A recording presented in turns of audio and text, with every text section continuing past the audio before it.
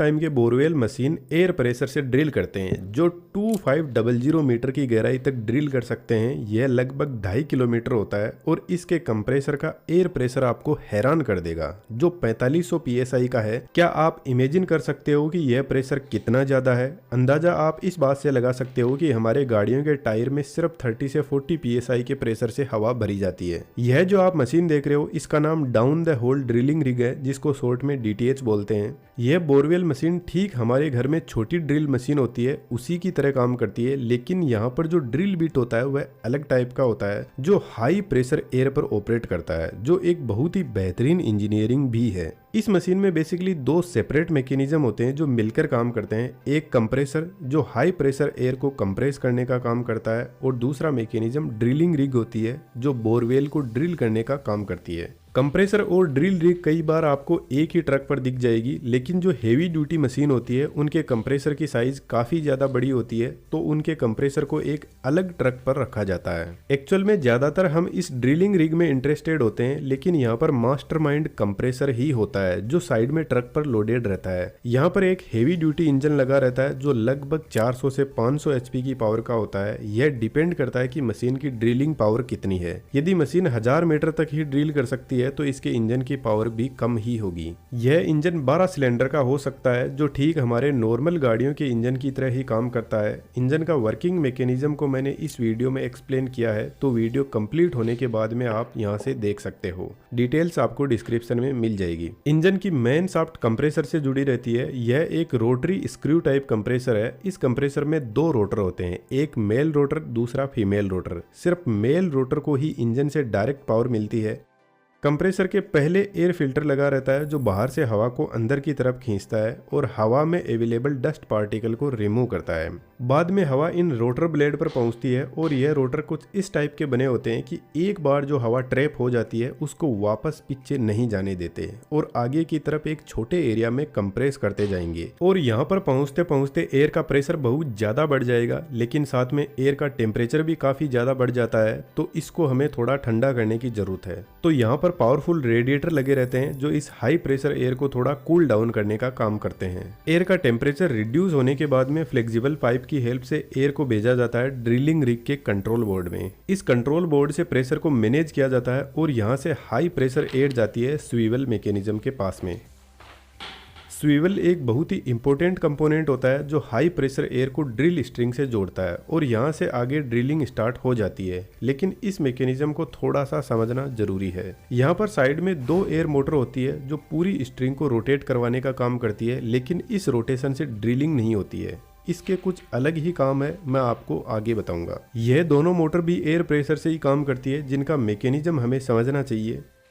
Motor का rotor centre में ना होकर थोड़ा सा साइड में होता है। जब हाई प्रेशर एयर यहाँ पर आती है तो इन ब्लेड पर फोर्स लगाएगी जिससे रोटर रोटेट करने लगेगा। जब यह एयर ब्लेड पर फोर्स लगाते हुए यहाँ पर पहुँचती है तो एरिया काफ़ी ज़्यादा बड़ा हो जाता है, जिससे एयर का प्रेशर डाउन हो जाता है और यह लो प्रेशर एयर हमारे किसी भी काम की नहीं है। तो यहाँ पर साइड में लगे होल से एयर को बाहर छोड़ दिया जाता है। इस तरीके से मोटर कंटिन्यूअस रोटेट करने लगती है। यह मोटर देखने में छोटी है लेकिन इसकी पावर काफ़ी ज़्यादा हाई होती है।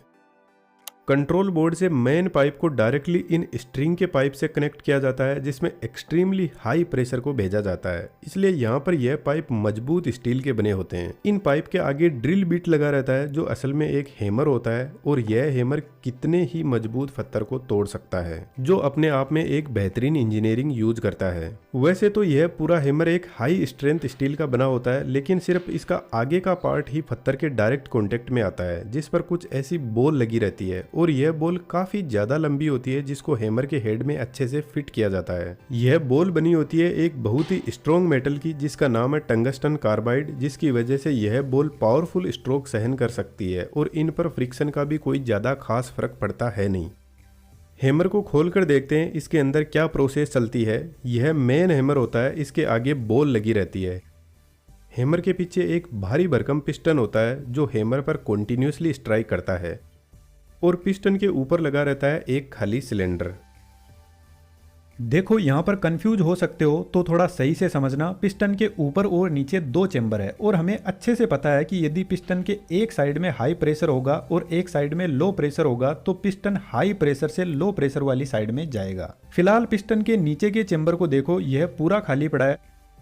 अब सबसे पहले कंप्रेसर का हाई प्रेशर आएगा चेक वॉल के पास में, चेक वॉल ओपन होगा और यहाँ से हाई प्रेशर आएगा एयर डिस्ट्रीब्यूटर के पास में। एयर डिस्ट्रीब्यूटर एयर को चारों तरफ फैला देगा। अब यह जो सिलेंडर है इसके ऊपर की तरफ जो होल बने हुए हैं इनसे एयर बाहर निकलती है और इस सिलेंडर के पास में से होते हुए वापस इस नीचे के होल से एयर सिलेंडर में एंटर कर जाएगी।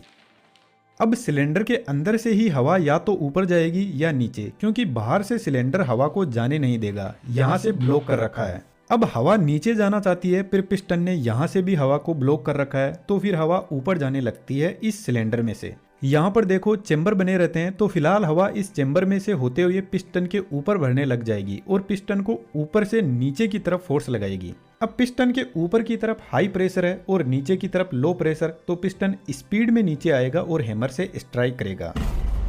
हैमर से स्ट्राइक करते ही पिस्टन के जो ऊपर का चेंबर है उसमें जो भी हवा होगी वह पिस्टन के अंदर की तरफ एक होल होता है उससे होते हुए हैमर के नीचे की साइड से बाहर निकल जाएगी। अब ऊपर का चेंबर खाली हो गया है, जिसका मतलब है पिस्टन वापस ऊपर की तरफ आ सकता है।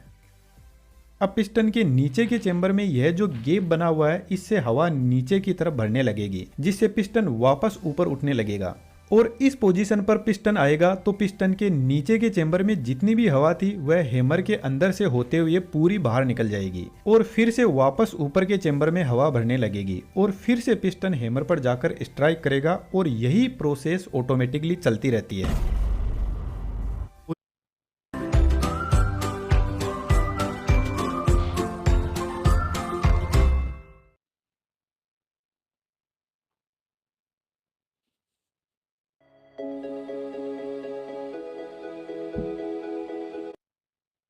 और यह काम इतना फास्ट होता है कि यह पिस्टन 1 मिनट